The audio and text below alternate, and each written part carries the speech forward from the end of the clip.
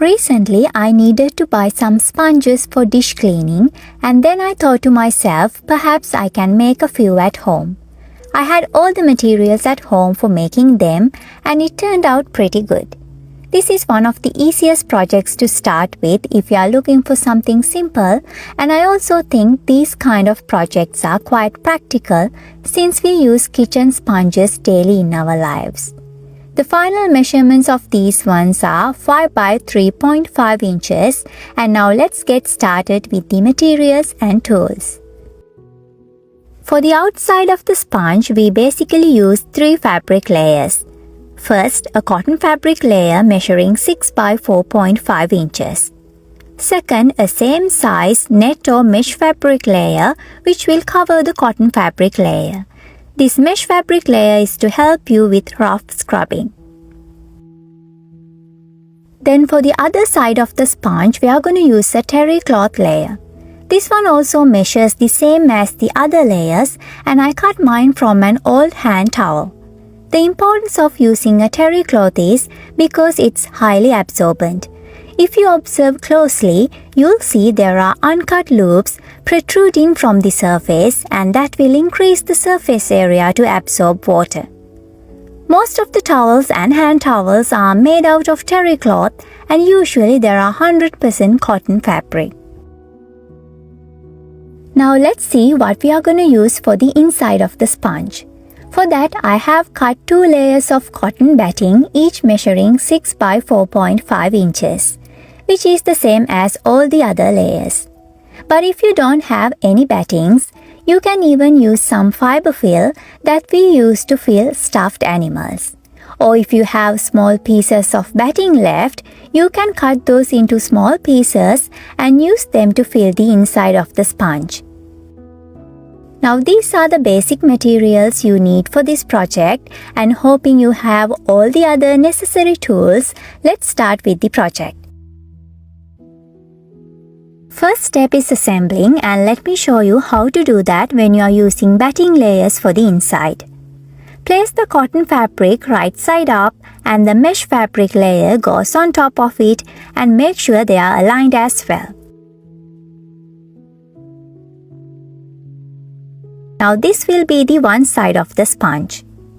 For the other side of the sponge, it'll be the terry cloth, and now place the right side of the terry cloth facing the right side of the cotton fabric.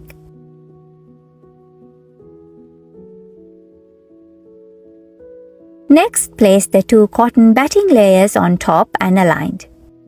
At this point, we have a total of 5 layers here, and now make sure all the fabric layers are aligning with each other. Next, use a few pins or clips to keep everything in place.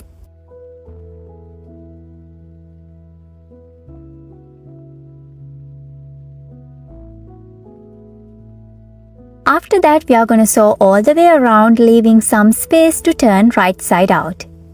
I'm going to leave about 3 inches of space on one of the wider sides, and for that I'm marking 2 points, so then I have a reminder of when to start and stop. Now starting from one of the marked points, sew all the way around until you reach the other marked point. But for a moment, let's keep this aside and see what we are going to do if we don't have any batting layers for the inside. In that case, this is how you assemble. It's the same as the first one.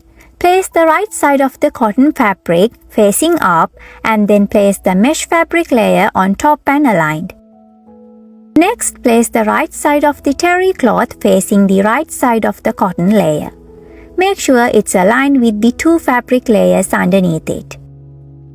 That'll be all the layers, and you can then clip or pin the 3 layers together to keep everything in place. After that, mark 2 points in order to leave about 3 inches of space like we did with the first one, and now let's start sewing. I'm going to start with the first one, and I'm leaving half an inch seam allowance. Start by doing a little back stitch at the beginning and sew straight. When you reach a corner, stop the sewing and raise the foot while the needle is down. Pivot and lower the foot again. You can continue sewing after.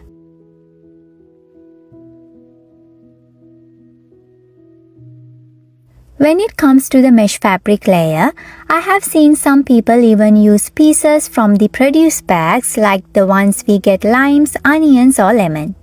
There is nothing wrong in that, but if you can use a good quality mesh fabric, I recommend you to use that instead of those bags. With that said, I actually get nice quality produce bags when buying garlic. Anyway, you only gonna need a small piece of mesh fabric, so find something that lasts longer.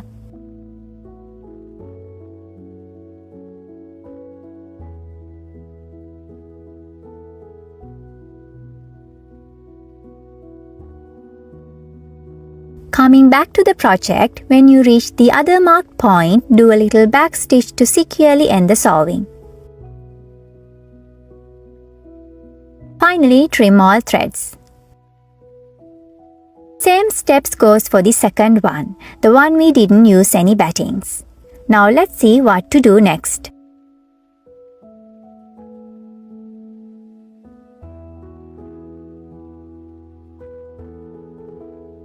Next step is to turn the right side out using the opening we left. But before doing that, there is one small step.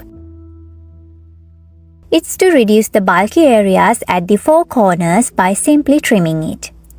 This will make things easier going forward, and it'll also give you sharp corners once turned right side out.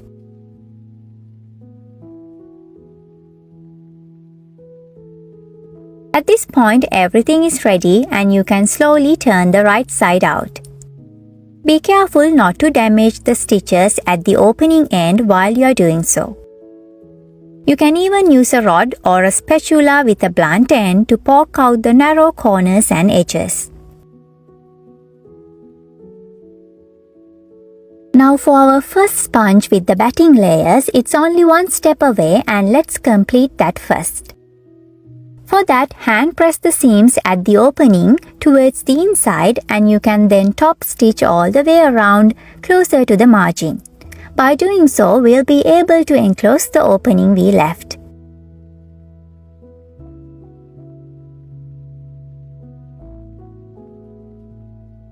Leave about 1/4 inch or less seam allowance. Start at any point and don't forget to do a little back stitch at the beginning.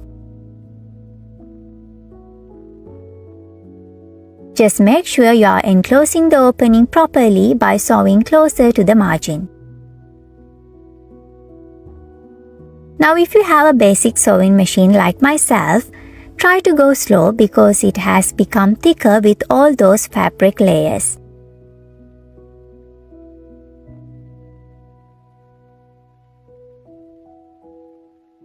When you reach the starting point, do a little back stitch and securely end the sewing. Finally, trim all threads and you got yourself a reusable dish sponge just like that. Take a minute to appreciate what you achieved and don't forget we have another sponge to make. Now moving on to the second one, we need to fill inside before doing the top stitching. Like I mentioned in the beginning, you can use some fiber fill or small pieces of batting. I'm going to do a combination of both. These fiber fill or polyester fiber fill are used for toy filling and these small pieces of batting are from my previous projects. Now when you're filling, fill it lightly or moderately. Don't overpack it like a puffed pillow. After that, it'll be the same steps. Press the seams at the unsewn opening towards the inside and do a top stitching all the way around closer to the margin. All you have to make sure is you are enclosing the unsewn opening properly. I mean, if you are in a rush, you can even top stitch that area only. But I personally think top stitching all the way around looks more nice and neat. Now let me share some care instructions for this. Even though the mesh side for harsh scrubbing, don't use that side when cleaning sharp things like knives. You'll regret it instantly. When these sponges need cleaning, soak them in water with a little bit of dish soap for several minutes, and then you can squeeze them thoroughly and let it air dry. I mostly use these to do dishes, but actually you can use these for any regular surface scrubbing as well.